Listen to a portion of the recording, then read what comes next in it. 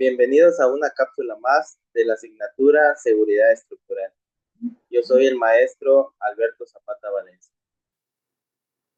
Cápsula 14. Análisis de cargas.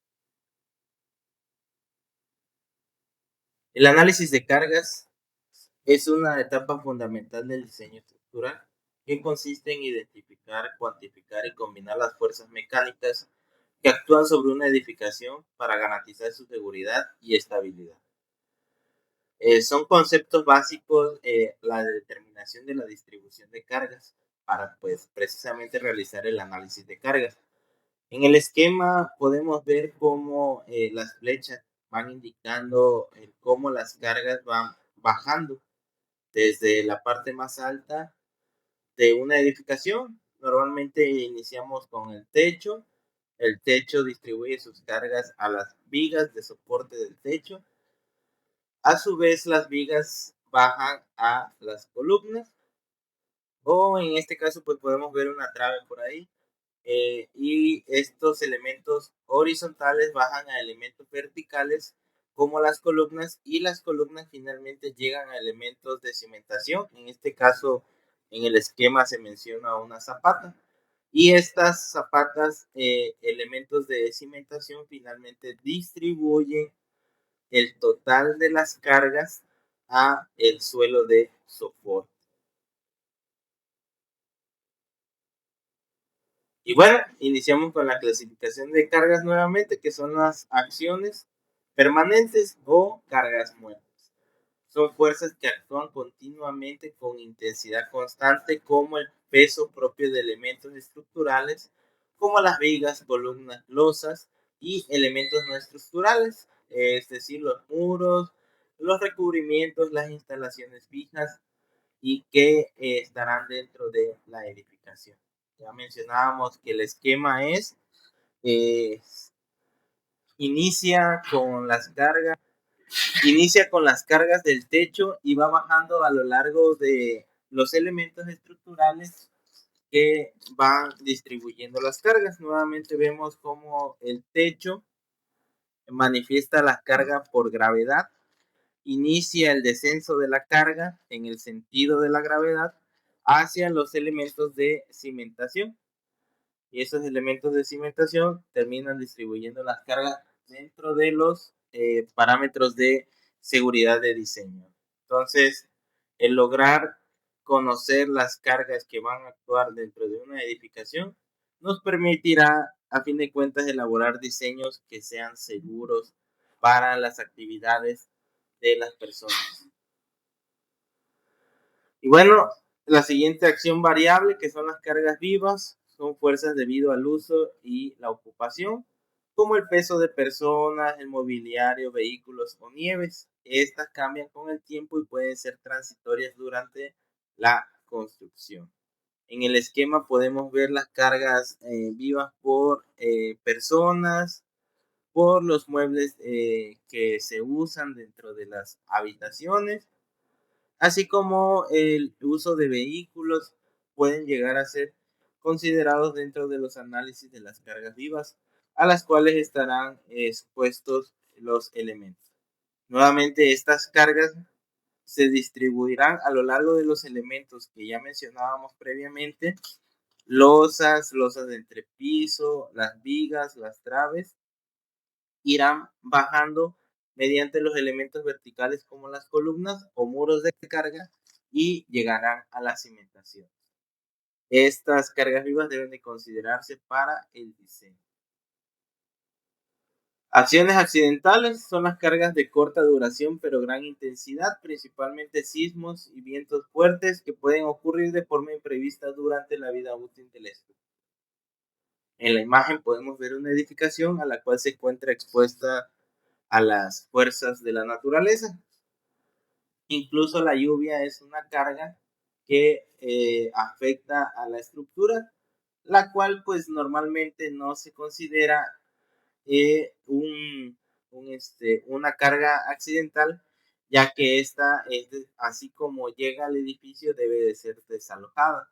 A diferencia de lo que podemos considerar en un evento de nieve, que la nieve se acumula y por lo tanto va incrementando su carga sobre la edificación.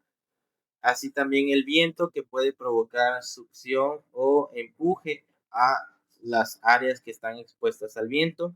Y finalmente los sismos, que son fuerzas horizontales que van afectando desde la cimentación al edificio, y según su estructura o su composición, este responderá a la fuerza externa que se le está aplicando, y es deber del diseñador considerarlas para poder elaborar edificaciones seguras ante estas eventualidades.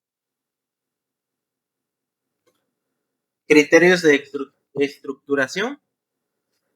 Antes del análisis matemático se debe aplicar principios de estructuración para que el sistema responda eficientemente a las cargas. Esta estructuración debe de contar con simplicidad y simetría, lo cual evitan torsiones excesivas y facilitan la predicción del comportamiento estructural. Debe cumplir con continuidad y rigidez. Aseguran que las cargas se transmitan de forma fluida desde los niveles superiores hasta la cimentación. Y debe de contar con sistemas de resistencia, es decir, la selección de marcos, muros de carga o sistemas duales capaces de resistir tanto fuerzas gravitacionales como laterales. Esto va a responder a lo que hemos hablado en las diapositivas previas acerca de cómo la distribución de las tres tipos de cargas que hemos visto se va a repartir a lo largo de la estructura hasta llegar a la cimentación, y hacerlo lo más simple posible y simétrico nos va a ayudar a tomar consideraciones de diseño que sean repetibles. Bueno, el proceso de análisis y combinación de cargas. El análisis moderno sigue un flujo normado para verificar la seguridad. Normalmente se van a basar en estas consideraciones. Primero, la estimación de solicitudes, es decir, el cálculo del área tributaria para determinar cuánta carga recibe cada elemento individual. En los esquemas veíamos pues que iniciamos con la losa de azotea, el techo. Este peso, la carga viva que se considere en este elemento, pues va a tener un área tributaria para los elementos que la soportan. Normalmente un techo va a descansar sobre elementos horizontales como las traves o muros de carga. Entonces, este peso del techo, considerando sus cargas muertas y cargas vivas y accidentales, se distribuirán en estos soportes. Estos elementos horizontales, a su vez, tendrán un área tributaria para las columnas que soporten estos elementos horizontales, ¿no?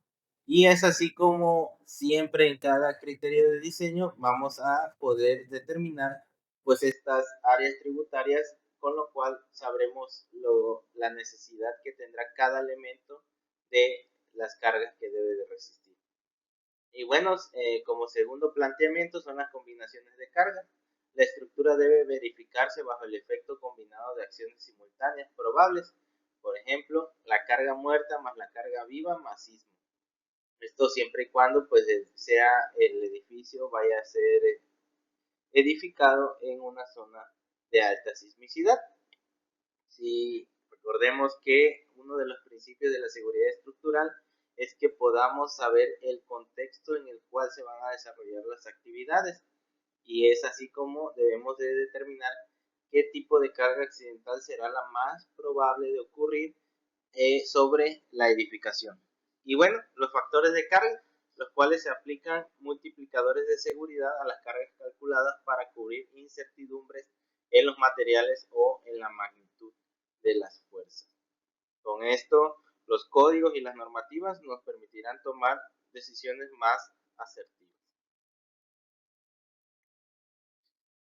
Estados límites que se deben de verificar. El estado límite de falla: la estructura no debe colapsar ante las cargas máximas previstas. Y el estado límite de servicio: la estructura no debe presentar deformaciones vibraciones o agrietamientos excesivos que afecten su confort o funcionalidad.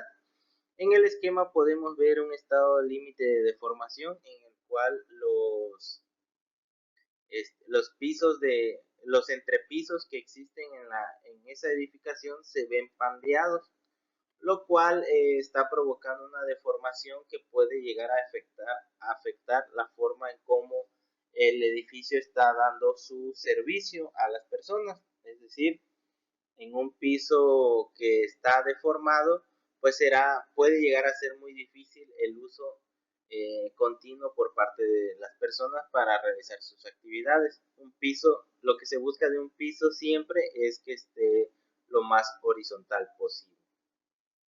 Y bueno, también vemos el estado límite de agotamiento de resistente, el cual indica que pues comienzan a haber fisuraciones en ciertos elementos que no están soportando las cargas a las cuales están siendo expuestos, y esto pues se considera una falla estructural. Y en tercer lugar, un estado límite de estabilidad general, es decir, cuando la edificación pues ya no es sostenible para la actividad a la cual se estaba enfrentando. Por lo tanto, estos estados límites deben de ser verificados para que la edificación a lo largo de su vida útil no llegue a estos escenarios. El marco normativo, las normas internacionales de diseño estructural garantizan la seguridad, resistencia y estabilidad de las edificaciones a través de estándares técnicos reconocidos mundialmente. Los principales marcos incluyen los eurocódigos, las normas ASCE y AISC-ACI en Estados Unidos y las normas ISO enfocándose en estados límites últimos de seguridad y de servicio, es decir, de funcionalidad. Los eurocódigos, el EN 1990 y el EN 1999, es el estándar europeo fundamental para el diseño estructural, en el cual vamos a encontrar bases de diseño, acciones a considerar, el uso de hormigón, el uso de acero, el uso de madera, el efecto de los sismos, entre otros aspectos a considerar en el diseño. El ASCE 7, que es del American Society of Civil Engineers, define las cargas y combinaciones de acciones para el diseño de estructuras en Estados Unidos e internacionalmente. El AISC es el American Institute of Steel Construction. Son normas clave para el diseño y detallado de estructuras de acero, como el AISC 360. El ACI 318, que es del American Concrete Institute, es un estándar internacional para el diseño de estructuras de hormigón reforzado, también conocido como concreto reforzado. La ASTM, la International, son especificaciones técnicas para materiales de construcción, como por ejemplo el ASTM A36 o la A992 para acero. Y las ISO, que son de la Organización Internacional de Normalización, son las normas generales sobre seguridad de estructuras y gestión de calidad en construcciones, de la serie ISO 9001.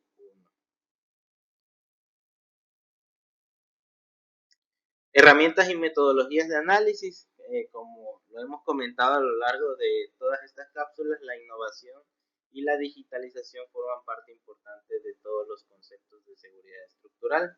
Por lo tanto, contamos con herramientas como el modelo BIM, el Building Information Modeling, que se enfoca en el análisis de cargas. Ya no es un cálculo aislado, se integra directamente desde el modelo arquitectónico hasta software de cálculo como SAP 2000 o ETABS. El análisis no lineal, para edificios de gran altura o importancia, se estudia cómo se deforma la estructura más allá del rango elástico, cuando el material ya no regresa a su forma original, para optimizar el uso de materiales. Es decir, a día de hoy podemos realizar análisis más complejos del comportamiento de las estructuras. Documentación imprescindible. Todo análisis de cargas debe de quedar registrado en una memoria de cálculo, la cual debe contener una descripción del sistema estructural, tablas de pesos unitarios de todos los materiales empleados, la hipótesis de carga, es decir, qué combinaciones se utilizaron para el diseño, y resultados de desplazamientos y distorsiones para verificar que cumplen con el reglamento local. En el caso de la Ciudad de México son las normas técnicas complementarias o, por ejemplo, el Código Internacional ASCE 7 para estándares internacionales. La estructuración frente a cargas horizontales. Bueno, en el análisis, las cargas de sismo y viento han cobrado mayor relevancia debido al cambio climático y la densificación urbana. Debemos determinar la trayectoria de cargas, en las cuales deben garantizar que exista un camino claro para que las fuerzas laterales lleguen al suelo. Esto se logra mediante diafragmas rígidos o losas de piso que transmiten la fuerza a elementos verticales, los muros de concreto o marcos rígidos. Y la redundancia, un buen criterio de estructuración implica que si un elemento falla, otros puedan redistribuir la carga para evitar un colapso progresivo. El concepto de área tributaria, veíamos que es el principio fundamental para la bajada de cargas y define el área de influencia de la cual un elemento estructural específico, como las vigas, columnas o muros, reciben la carga. La distribución en losas, si la losa es en una dirección, la carga se reparte equitativamente entre los apoyos paralelos. Si es en dos direcciones, las cargas se distribuyen en formas trapeziales y triangulares hacia las vigas perimetrales. Y la acumulación de carga, en las columnas la carga se suma piso por piso desde la azotea hasta el nivel de suelo, permitiendo dimensionar la cimentación. Con esto concluimos la cápsula, nos vemos en la siguiente.